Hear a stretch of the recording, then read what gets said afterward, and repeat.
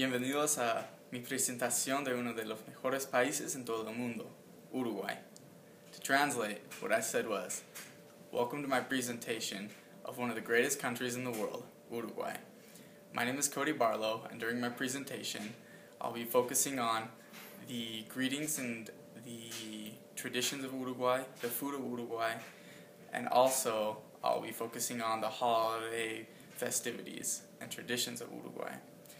Now, I was able to live in Uruguay for 2 years as an LDS missionary, and I love Uruguay, and I learned a lot about the people there and the culture, and there's a lot of things that I learned there.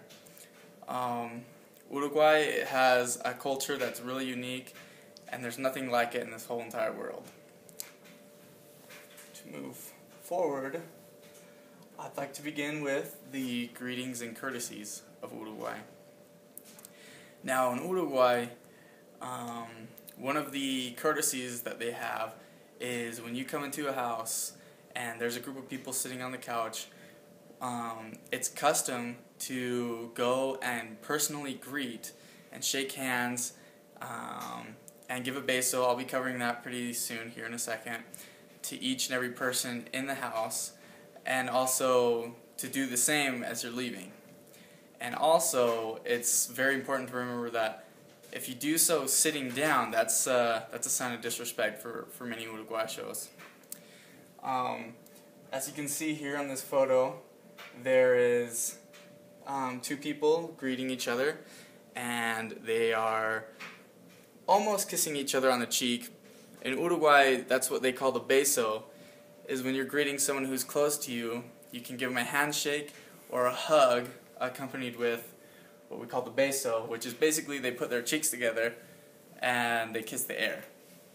I have a little funny story about that. In Uruguay as a missionary, for us it was against the rules to give the beso to people as we were trying to teach them, and that's kind of hard because if you don't give the beso, it's a sign of disrespect. And one time we were contacting this elderly woman, and I said, "Hello, I'm Cody Barlow, I'm a missionary," and I was shaking her hand, and as I was shaking her hand, she pulled me in to her face to try and give me a kiss, and I couldn't, so I just kind of stuck my hand out there and didn't let her give me a kiss, and she was offended and said, we talked to her for a little while, but when we left, she said, next time you come back, you better give me a kiss or else I'm going to beat you with my broom.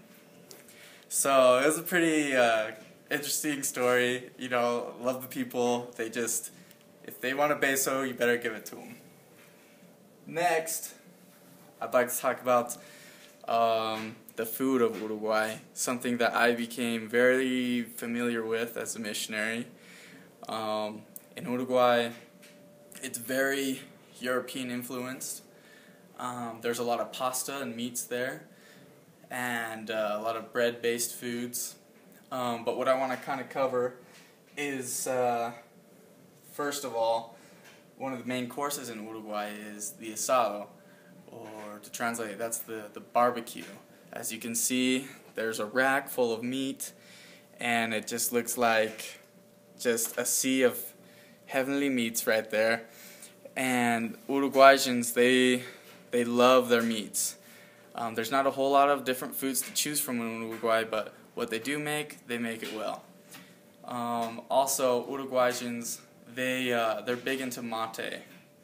As you can see, this man here, he has mate, and it's mostly it's kind of like grass, but it's mashed up, and you put it into this little cup, and you pour hot water into it, and they just will suck on that for a couple hours. It's mostly, they love the way it tastes, but also they do it because it's tradition and culture. When you drink mate, everyone, they'll all share the same mate cup and straw, and they'll just pass it around, and they'll talk for hours and just drink that. And that's usually what they'll eat for their meals, for breakfast and dinner. And in Uruguay, they mostly have one meal, which is lunchtime, and it's a pretty big meal, and other than that, it's mate. Also, the desserts are huge in Uruguay. Everyone makes homemade cakes over in Uruguay, and they take pride in making great cakes. But I really want to talk about these two things right here. Dulce de leche and alfajores. These are huge in Uruguay. Dulce de leche is basically a caramel, but it's thicker, and in my opinion, it's way more delicious, and it made me really fat in my mission. So did alfajores. Alfajores are basically two cakes, cookie-sized cakes, put together with dulce de leche in between it, covered in chocolate. And that also, I gained a lot of weight eating those as well. I'm starting to get hungry, so let's move on to the next theme here. The holiday traditions and the festivities of Uruguay. There is nothing like the holiday festivities in Uruguay. First, I'd like to talk about it's called the quinceañera. It's when a girl turns 15. It's kind of like the equivalent of the American, Sweet 16 birthday, but it's a little more than that in Uruguay. When a girl turns 15, she's kind of entering into womanhood, and this birthday represents it. So when they have a huge, almost a ball for her and a party, and she gets dressed up in a beautiful dress, and people come, they bring presents and money, and usually they rent out like buildings and like ski resorts for these birthday parties. They go all out. It's definitely one of the biggest celebrated birthdays of their lives. Also, I had a convert named Mai, and she showed us a video of her 15th birthday. It was basically all of that, and it's just such a big deal that they make videos of it to remember. It's almost like a wedding, so it's pretty intense. Also, the New Year's and Christmas Eve of Uruguay is, for one, they were both the hottest New Year's and Christmas Eves of my life, but also they were spectacular because Uruguay does a show of fuegos artificiales, or fireworks. And here I have a picture of the biggest city in Uruguay, Montevideo, and basically when the clock strikes midnight on New Year's Eve or Christmas Eve, the town, everyone buys fireworks, everybody, and everyone all at once just starts lighting fireworks off, and honestly, it looks like Baghdad. There's fireworks going off everywhere. I remember being a missionary in Montevideo, New Year's Eve, Christmas Eve, and you couldn't even hear anything. There's fireworks everywhere.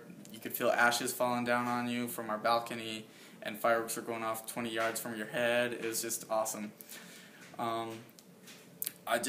In conclusion, Uruguay, like I said before, has a culture unlike any other on this planet, and there's so much that I learned from it. The people are wonderful, and in closing, I would just like to say, muchas gracias por escucharme durante mi presentación sobre lo mejor país, uno de los mejores países en todo el mundo, Uruguay. To translate, it says, thank you for listening to me during my presentation of one of the greatest countries in the world, Uruguay.